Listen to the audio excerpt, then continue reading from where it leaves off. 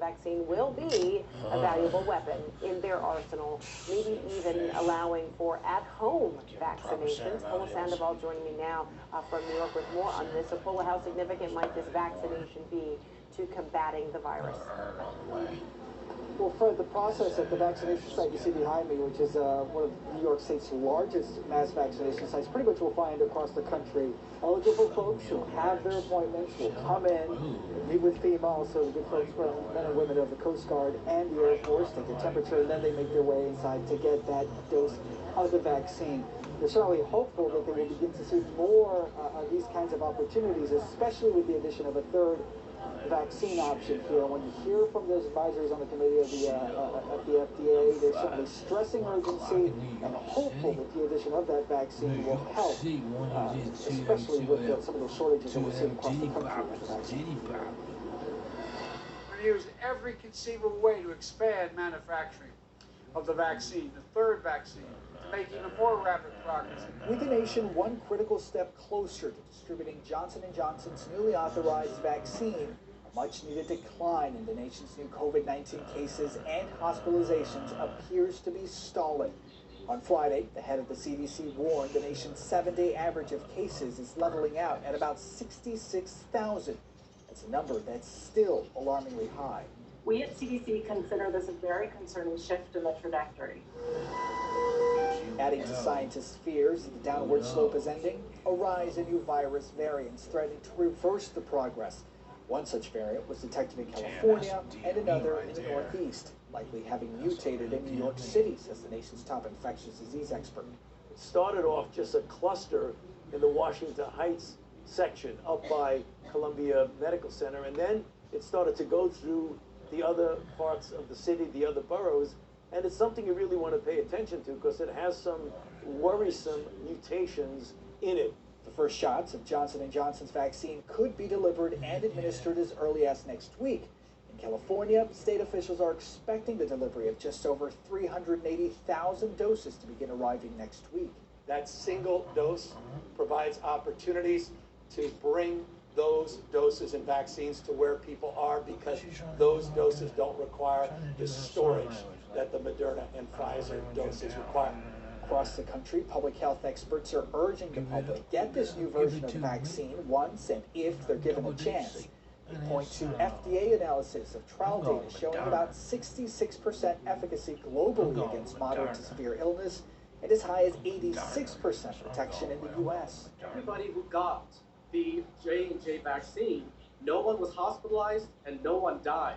I know we're so used to the 95% number with Moderna and Pfizer, but people should not think that this is a second-class vaccine. It's a very good, safe, and effective vaccine. New research out of the UK about Pfizer's double-dose vaccine suggests that even a single shot of that vaccine could offer those who have had COVID strong protection, basically serving as a booster for those who have already been infected and developed some level of immunity. Though the U.S. National Institutes of Health is encouraged by these findings, the agency maintains a single-dose approach for all could lead to unforeseen consequences.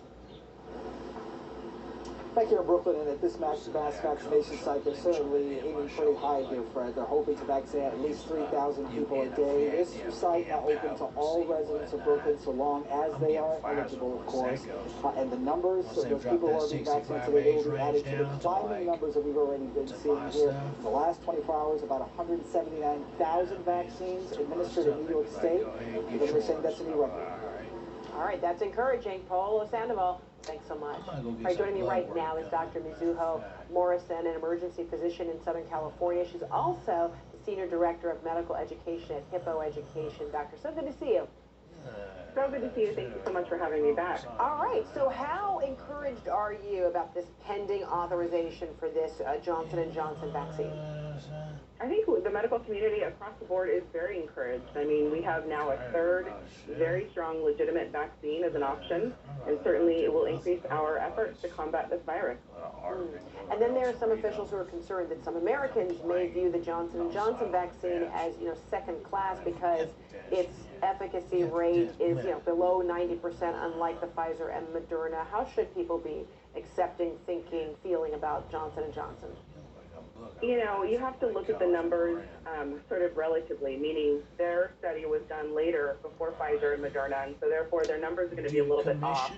Really, to know which one is most, superior, what you have to do is have a head-to-head comparative trial, right, which we've not done, where you're comparing each vaccine against each other and then against a placebo in the same circumstances, under the same conditions, and that's really the way to effectively look at this. For now, what we know is that Johnson & Johnson, even with the variant, has about 77, 85% efficacy. That's very strong, and even compared to our annual flu vaccine, that's far greater efficacy. So in terms of risk-benefit ratio, the benefit of obtaining this vaccine, or any vaccine for that matter, is far greater than the risk of being unvaccinated. So what's your message to Americans who say, I want to have a choice, I want to be able to choose whether it's going to be Pfizer, Moderna, or Johnson & Johnson, or something else? Or do you just say to them, look, you just need to grab what's most available to you and most accessible, because any protection is the best protection? That's right. As I often tell my children, beggars can't be choosers, and I think it's the same thing. Not that we're beggars, but the vaccine supply is not robust. I mean, we're working on it, and obviously we're getting millions more vaccines in the coming months. But for now, if you have the ability to have access to an injection, get it. And honestly, I don't think we can be too picky. The truth is, any of these vaccines are going to be far more efficacious in terms of reducing your hospitalization and death, and that's really what we care about, right? If you get a cold from COVID, okay, you get a cold, but in terms of transmitting it to those high-risk patients or suffering a complication, being hospitalized, or God forbid, dying from it, that's what we're trying to avoid. All three of these vaccines do an excellent job reducing that, so why would you not want it?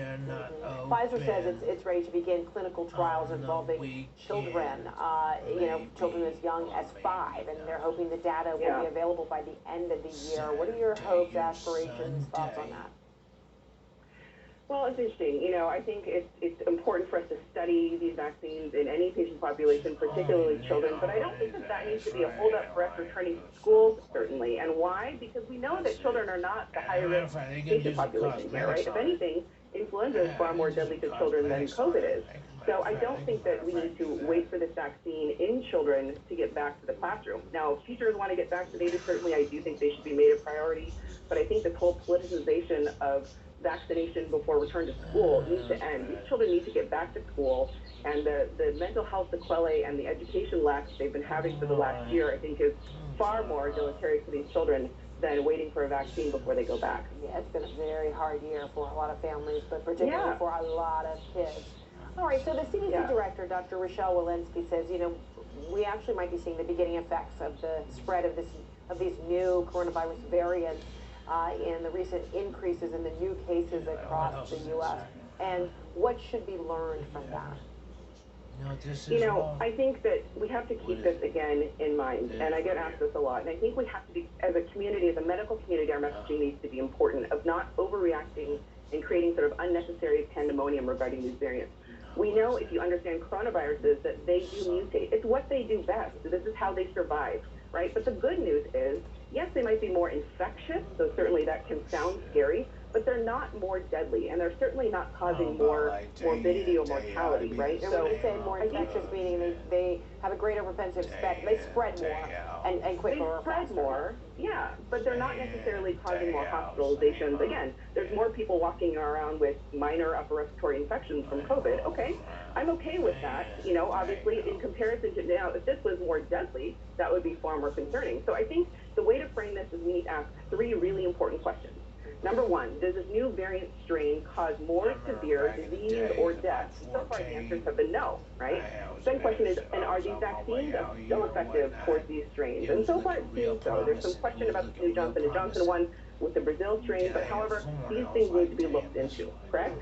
And then lastly, if I've been infected once with COVID, can I get reinfected by another one of these variants? And we don't know the answer to that yet. And so I think with that in mind, we really need to, I'll tell you what, Fred, I'm an emergency physician and I see a lot of different patients, right? We've been through the whole COVID surge and pandemic. Mostly now what we're seeing is so much mental health issues, anxiety, depression, from patients just being so drained emotionally from the stressors of this pandemic. And these sort of continual, fear-based messaging, I think, is really more harmful for our patients in the overall outlook. So I think we just need to keep it in perspective. Do these variants need to be looked into? Of course, certainly.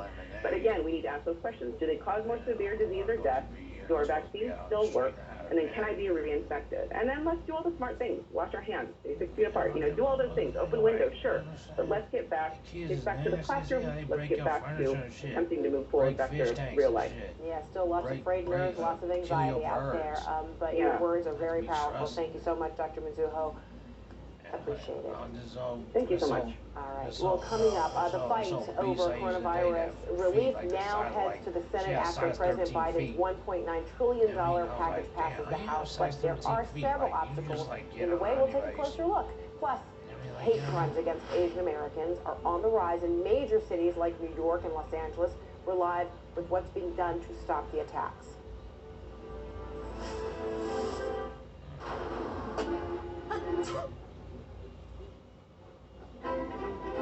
Germ-proof your car with Armor All Disinfectant.